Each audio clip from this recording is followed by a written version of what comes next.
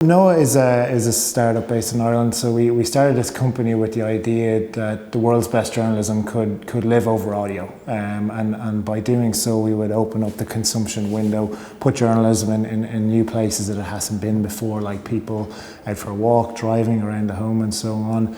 And you know, from that it sort of evolved into us really focusing on those learning outcomes, really curating the best content from the best publications in the world, and right now that publisher lineup includes the Financial Times, Bloomberg, New York Times, and about 7 or 8 other publications that we have on board. And you know, our focus is just making it easier for people to listen to this great content. Because right now it's such a challenge to find the time to read. Our eyes are fixated on social media, other digital media, so many other things that audio is a mechanism that we felt we could put this concept in front of people and that would be successful. And you know, it's a business model whereby we work with our partnering publishers, we narrate their content, and we put it on our platform, and then the subscription-based model by which a user subscribes to, we give the publishers a revenue share of that. There's an interesting stat out of the US that just 2% of people who own a smart speaker have completed a transaction on that speaker, and of that 2%, only 10% did a repeat transaction later on. So that points towards, I guess, just an alien factor in it, that there's not a huge amount of trust there. I think as these services become more mature, as people start to trust them a bit more, and perhaps if they're explained and marketed and advertised in a way that alludes to consumption through voice, that we'll see some uplift here. These are new technologies. I mean, there's always the people who will adopt very quickly, and then there's the majority of the market who will take a little bit of time. So I think it's still in its infancy, but we should see some improved trust over the coming years.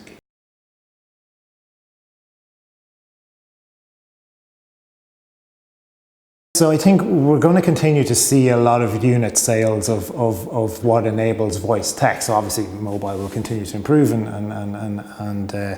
and be stable in that regard, but the actual physical voice units in terms of Alexa, Google Home, Apple's presence, I'm sure will mature over the coming years.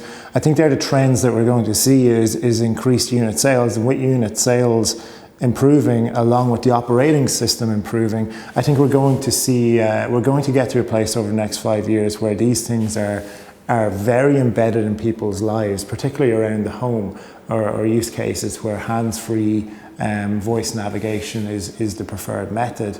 In car as well is another example. And I think that once the hardware gets to a point whereby it's incredibly popular worldwide, once the software has the capabilities to build really great user experiences, then I think we're going to see mass adoption and daily usage really on a rate that's going to increase. Coupled with that, the voice assistants themselves, they're getting clever. You know, they're quite transactional right now. If you want to add something to your Amazon cart, or if you want to book a hair appointment, you can do those things right now, and that's fantastic. I think, you know, all of us are going to start to utilize that over the coming years, and I guess that improvement in the voice and its capability potentially leads us to a route whereby text to speech is something that we could consume for longer than just transactional conversations.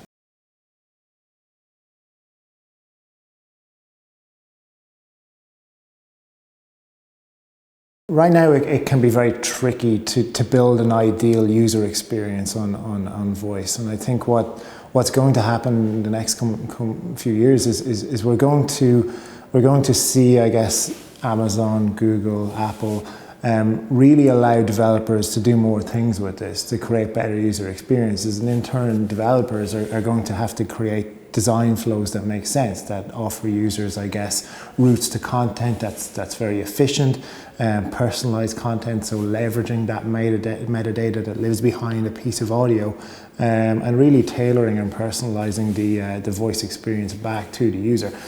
Mobile is probably the place that we need to look at right now, and notice how mobile has become so mature in personalizing content to us, either in the app stores or within apps themselves. And news is a fantastic example, music is a fantastic example, podcasts and audiobooks. We go onto those platforms and we're seeing content that's really tailored for us. because mobile is in a very mature state, and the developers, behind that are obviously in a very mature state, as are the operating systems behind those.